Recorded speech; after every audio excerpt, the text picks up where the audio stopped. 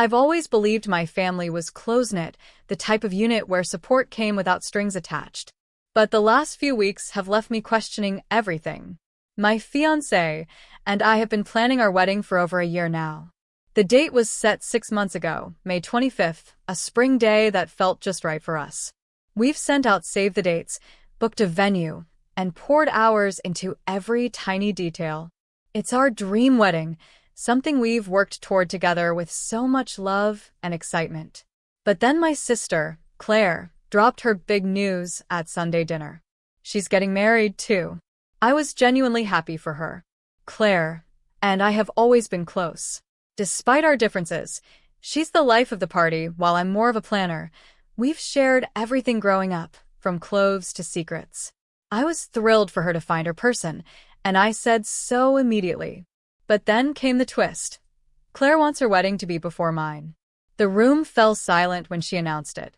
My mom looked at me with that hopeful, almost pleading expression she wears when she's about to ask for something big. My dad cleared his throat, a sure sign he was about to chime in.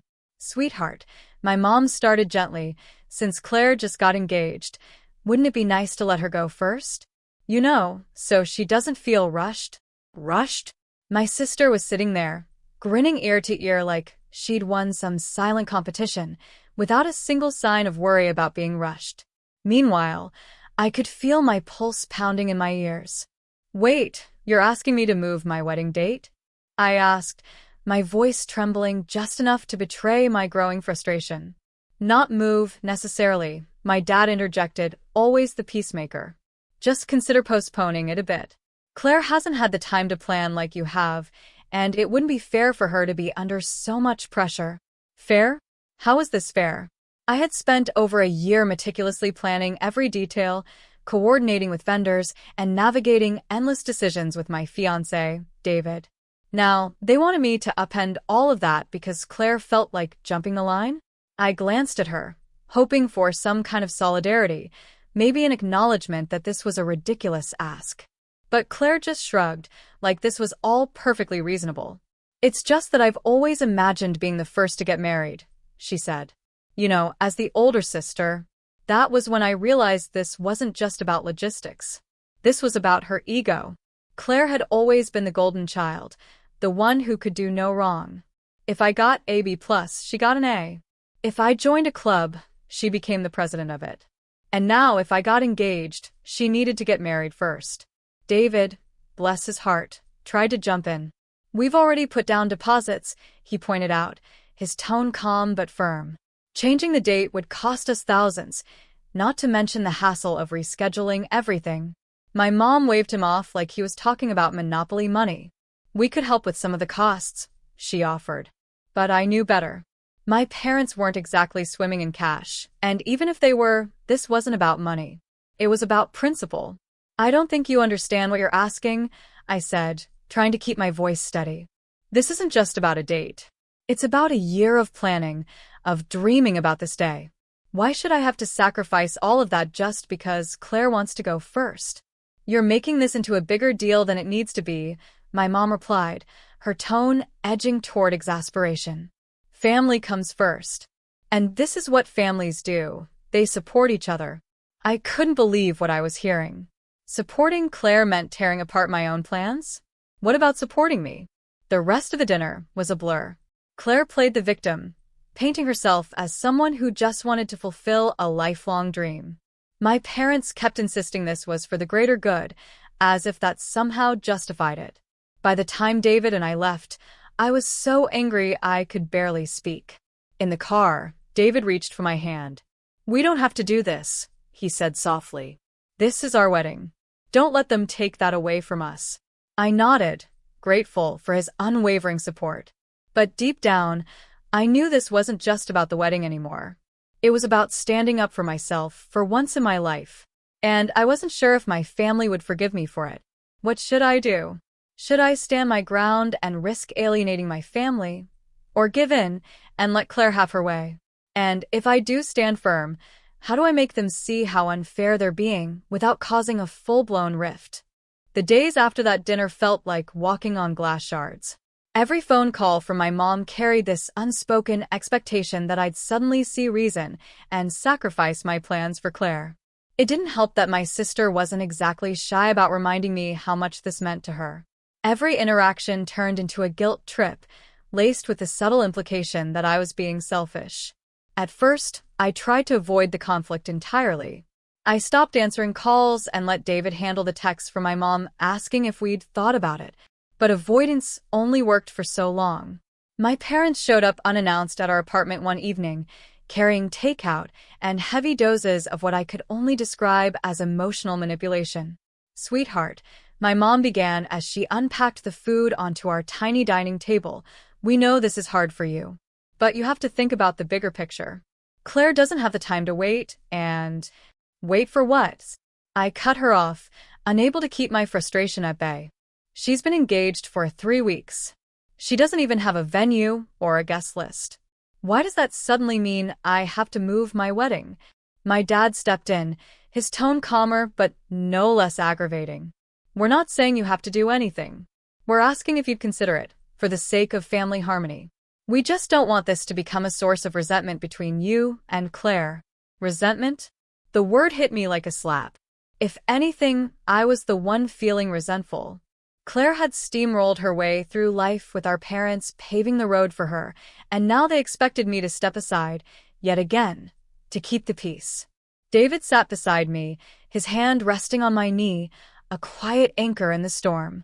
"Look," he said, addressing my parents directly, "we've already talked this through. We're not changing the date. We've made commitments, financially and emotionally. This is important to us, and it's not fair to ask us to undo everything we've worked so hard for." My mom's eyes narrowed, her frustration bubbling to the surface. "Fairness isn't the issue here, David. Family is. And sometimes, family means making sacrifices." I couldn't hold back anymore. "Why is it always me who has to make the sacrifice?" My voice cracked, betraying the hurt I'd been trying to contain. "Claire gets everything she wants every time. And now, when it's finally something for me, something I've dreamed about, you're asking me to step aside. Do you even hear how unfair that is?" For a moment, the room went silent. My mom looked genuinely taken aback, as if it had never occurred to her that I might feel this way. My dad opened his mouth to respond, but seemed to think better of it. And then Claire arrived. She breezed into the apartment with the kind of timing that could only have been deliberate. "Hey, what's going on?" she asked, her voice light but her eyes sharp as they darted between me and our parents. "You're making it hard for everyone, you know," she said after my mom filled her in. "This could all be so simple if you'd just compromise a little. It's not like your wedding won't still be special." That was it. The breaking point. I stood up, my heart pounding in my chest. "You're unbelievable," I said, my voice low but shaking with fury. "You waltz in here, expecting everyone to rearrange their lives around you, and then you have the nerve to call me selfish?" Claire crossed her arms, clearly unbothered by my outburst. "I'm just saying, you're being dramatic. It's just a date. If you really cared about family, you'd understand that." David stood then, his calm demeanor giving way to a rare flash of anger. "Enough," he said firmly. "This isn't about family. This is about control. You've had over a year to support your sister, but instead, you've made this all about you. If you can't see how unreasonable that is, then maybe you're the one who doesn't care about family." Claire's face flushed, and for the first time, she looked genuinely uncomfortable. My parents looked at David like he'd just spoken a foreign language. But he wasn't done. "We're not changing the date," he continued. "And if that means some people won't show up because they can't put their egos aside, then so be it." The silence that followed was deafening. My parents looked at each other, unsure of what to say. Claire muttered something under her breath about needing air and left the room. After they were gone, I collapsed onto the couch, emotionally drained but oddly relieved. David wrapped his arms around me, his steady presence grounding me once again. "We'll get through this," he said softly. "No matter what." But as much as I appreciated his confidence, I couldn't shake the gnawing doubt. What if my family never forgave me for this? What if standing up for myself meant losing them altogether? And most importantly, was I prepared to face whatever fallout came next? The next morning, I woke up to a string of texts from Claire. They ranged from passive-aggressive jabs to outright accusations of me ruining her happiness. I deleted them without responding, but the weight of her words lingered. I knew the battle was far from over. My family wasn't going to back down easily, and Claire certainly wouldn't let this go without a fight. But for the first time in a long time, I felt a spark of something I hadn't felt before: resolve. This was my life, my wedding, and my happiness on the line. And I wasn't going to let anyone take that away from me, not even my own family. The days following that confrontation were a whirlwind of tension and second-guessing. Every vibration of my phone made my stomach knot, as if I were bracing for another wave of texts or calls from Claire or my parents. To my surprise, they were uncharacteristically quiet. But the silence wasn't comforting. It felt more like the calm before the storm. David kept reminding me that we had nothing to apologize for, that this wasn't my fault.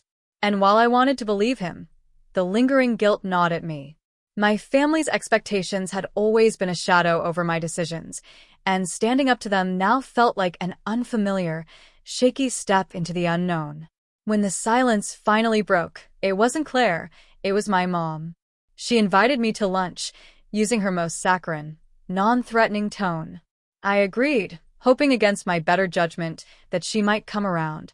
The restaurant was cozy, one of our usual spots for casual chats. But the moment I saw her sitting there, a carefully curated smile plastered across her face, I knew this wasn't going to be just a catch-up lunch. She was armed with an agenda. "I'm glad you came," she began, placing her hand over mine as soon as I sat down. "I've missed you." It was a calculated move, disarm me before the attack. I wasn't falling for it. "I'm here because I thought we could talk things through," I replied, keeping my tone even. Her smile faltered slightly, but she recovered quickly. "Of course. That's what I want too. This whole situation has gotten so complicated. I know you feel like we're not supporting you, but that's not true. We love you, and we want your day to be special. We also want that for Claire." "Why does it have to be one or the other?" I asked, cutting straight to the point. "Why can't Claire have her special day without it coming at my expense?" My mom sighed, as if I were the unreasonable one.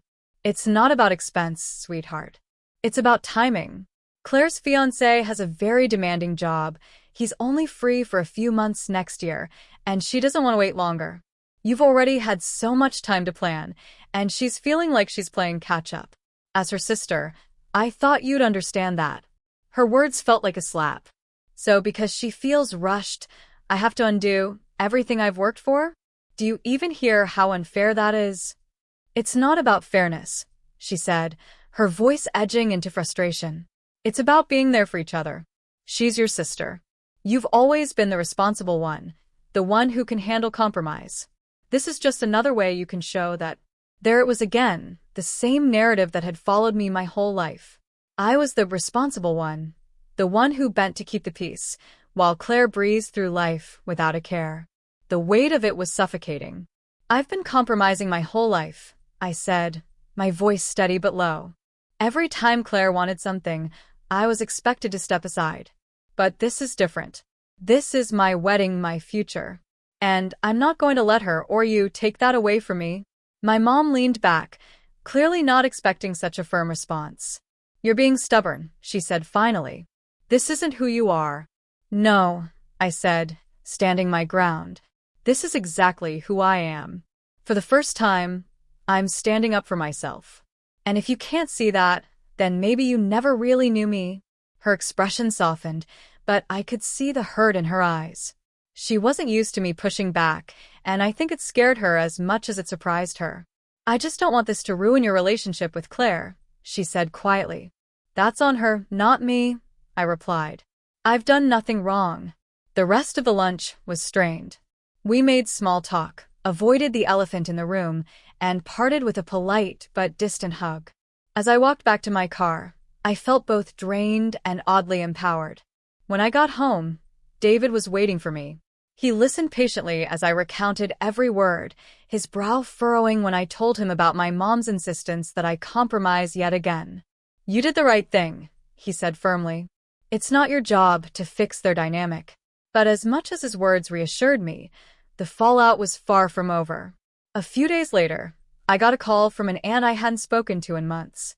Your mother's worried sick, she began, skipping any pleasantries. She says you're tearing the family apart over this wedding business. Don't you think it's time to put all this behind you and do what's best for everyone? It was clear my mom had started recruiting allies. I could only imagine what version of the story she told them, painting me as the villain who refused to compromise for the greater good. I'm not tearing anything apart, I replied, keeping my voice calm despite the anger bubbling beneath the surface. I'm just standing up for myself. If that's a problem for everyone else, maybe they need to re-examine their priorities. The call ended awkwardly, but it set a pattern.